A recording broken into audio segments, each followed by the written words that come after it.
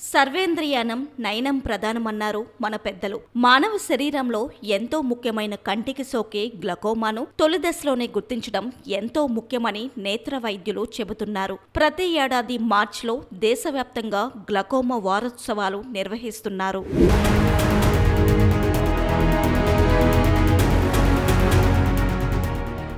ప్రపంచ ఆరోగ్య సంస్థ నివేదిక ప్రకారం గ్లకోమా రోగులు ప్రపంచంలో 80 కోట్ల మంది ఉన్నారు. అలాగే భారతదేశంలో 11 కోట్ల మంది రోగులు, ఆంధ్రప్రదేశ్లో 3% మంది బాధితులు ఉన్నారు. విశాఖ ఉత్తర నియోజకవర్గంలో గల ప్రభుత్వ ప్రాంతీయ నేత్ర వైద్యశాలలో ప్రత్యేకంగా గ్లకోమా క్లినిక్ నిర్వహిస్తున్నారు. నెలకు 15 వరకు గ్లకోమా కేసులు నమోదవుతున్నాయి. ఇక్కడ రోజు ఓపీ విభాగంలో 350 నుంచి 500 మంది వరకు రోగులు వస్తుంటారు. మారిన వాతావరణం, ఆహార అలవాట్లు కారణంగా నేత్ర వ్యాధులు పెరుగుతున్నాయి. కళ్ళు ఎరుపెక్కడం, చీకట్లో చూపు సక్రమంగా లేకపోవడం, అధిక తలపోటు వంటివి గ్లకోమా ముఖ్య లక్షణాలని వైద్యులు చెబుతున్నారు.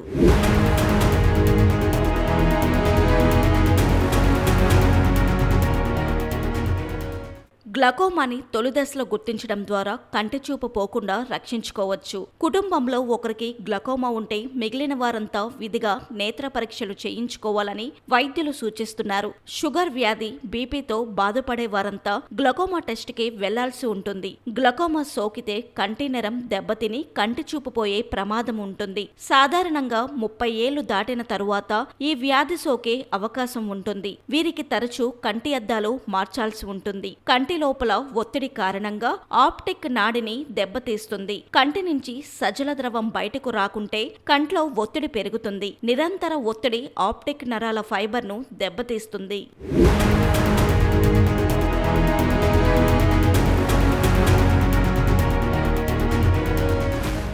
కంటికి సోకే మరో వ్యాధి క్యాట్రాక్ట్.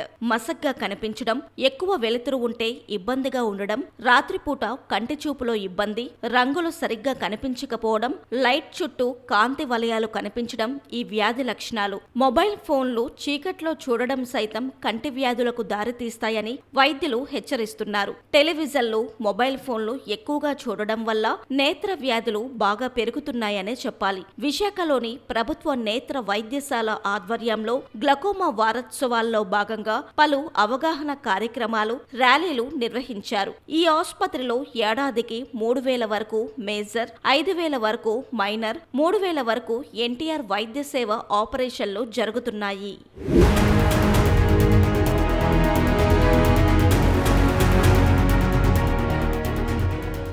తెలిసి ఇందులో 2 రకాలు ఉంటాయి, open angle glaucoma, closed angle glaucoma అని. పేషెంట్కి ఏంటంటే ఓపెన్ యాంగిల్ గ్లకోమా అనే దాంట్లో సాధారణంగా కంప్లైంట్స్ పెద్దగా ఏమి ఉండవు వాళ్ళకి. కానీ కుటుంబంలో ఎవరికైనా గ్లకోమా జబ్బు ఉన్నది అని తెలిస్తే ఆ ఫ్యామిలీ మెంబర్స్ ఖచ్చితంగా దీని గురించి ఉన్నదేమోనని టెస్ట్ చేసుకుని స్క్రీనింగ్ చేయించుకోవాలి. ఒకవేళ కనుక తొలి దశలోనే మరి కనిపెట్టడం జరిగితే మనకి ఇన్ టైం ట్రీట్మెంట్ చేసినప్పుడు వాళ్ళకి లైఫ్ లాంగ్ వాళ్ళకి చూపు మనం ప్రిజర్వ్ చేయొచ్చు సరైన ట్రీట్మెంట్తో. ఇదేంటంటే చేప కింద నీరులాగా ఇది సైలెంట్ థీఫ్ అంటారనమాట. ఒకసారి వచ్చింది అంటే కంట్లో ప్రెషర్ పెరుగుతుంది. మామూలుగా ప్రతి వాళ్ళకి ఒక 10 నుంచి 20 మిల్లీమీటర్స్ మెర్క్యూరీ ప్రెషర్ ఐలో ఉంటుంది. కానీ ఈ ప్రెషర్ చాలా కారణాలు, కొంతమందికి జెనెటిక్ గా అవ్వచ్చు, కొంతమందికి వేరే కారణాల వల్ల కూడా ఇది ప్రెషర్ పెరిగి దానివల్ల కంటి నరం మీద ఒత్తిడి పెరుగుతుంది. దానివల్ల కంటిలో నరం డ్యామేజ్ అవుతుంది. అయిన తర్వాత ఏంటంటే ఇందులో మనం ఎదుటి మనిషిని చూసినప్పుడు అన్ని కనిపించడం అది విజువల్ ఎక్యూటీ అంటాం. అది ఆఖరి దాకా బాగానే ఉంటుంది. కానీ మనం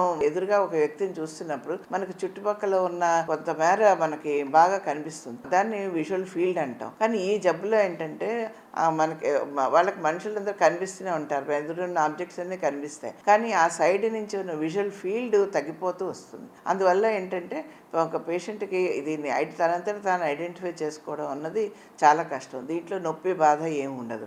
కానీ వాళ్ళ పేషెంట్కి ఐడెంటిఫై చేసి వాళ్ళకి ప్రాబ్లం ఉన్నది అని అప్రోచ్ అయ్యేసరికే వాళ్ళకి చాలా వరకు చూపు తగ్గిపోయి ఉంటుంది. అందువల్ల ఇది సాధారణంగా ఒక 30-35 ఇయర్స్ దాటిన వాళ్ళలో స్టార్ట్ అవుతూ ఉంటుంది. ఫ్యామిలీ హిస్టరీలో ఏమైనా షుగర్ ఉన్న పేషెంట్లు కానీ, బాగా సైట్ హై మయోపియా అంటాం, సో వాళ్ళకి ఏంటంటే లాంగ్ షార్ట్ సైటెడ్నెస్, చాలా హై పవర్ ఉన్న వాళ్ళకి ఈ జబ్బు, వాళ్ళకి ఇది కూడా ప్రాబ్లం, గ్లకోమా ప్రాబ్లం ఉండడానికి అవకాశం ఉంటుంది.